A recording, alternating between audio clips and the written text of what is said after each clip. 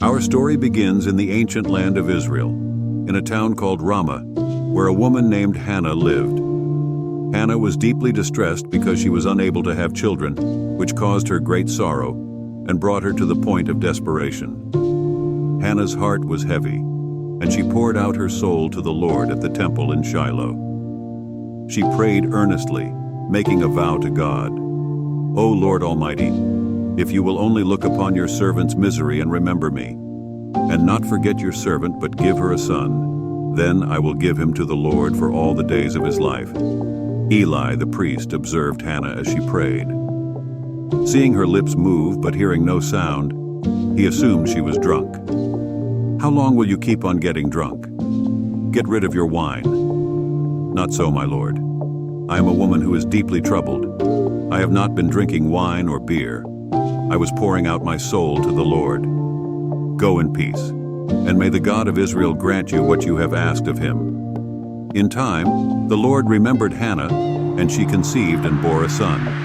She named him Samuel, meaning heard by God, for she said, "Because I asked the Lord for him." When Samuel was weaned, Hannah took him to the house of the Lord at Shiloh, along with a sacrifice. She presented him to Eli. "Pardon me, my lord. As surely as you live, I am the woman who stood here beside you praying to the Lord. I prayed for this child, and the Lord has granted me what I asked of him. So now I give him to the Lord.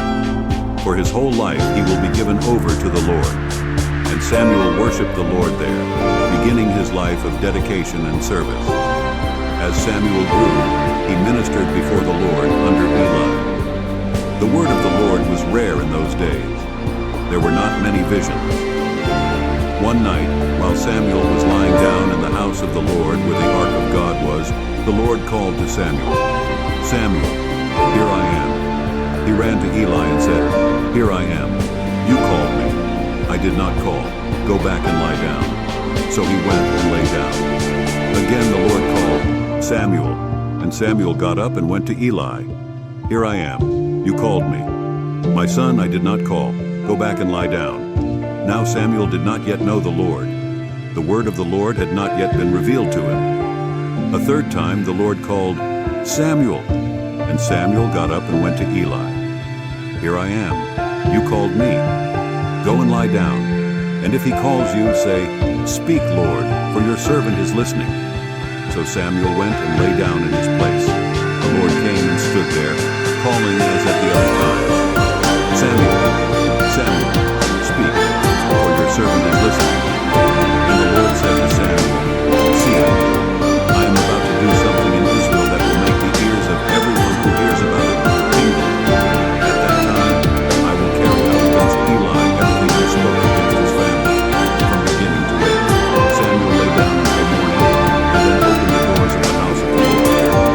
He was afraid to tell Eli the vision, but Eli called him, "Samuel, my son, here I am." "What was it he said to you? Do not hide it from me. May God deal with you, be it ever so severely, if you hide from me anything he told you." So Samuel told him everything, hiding nothing from him.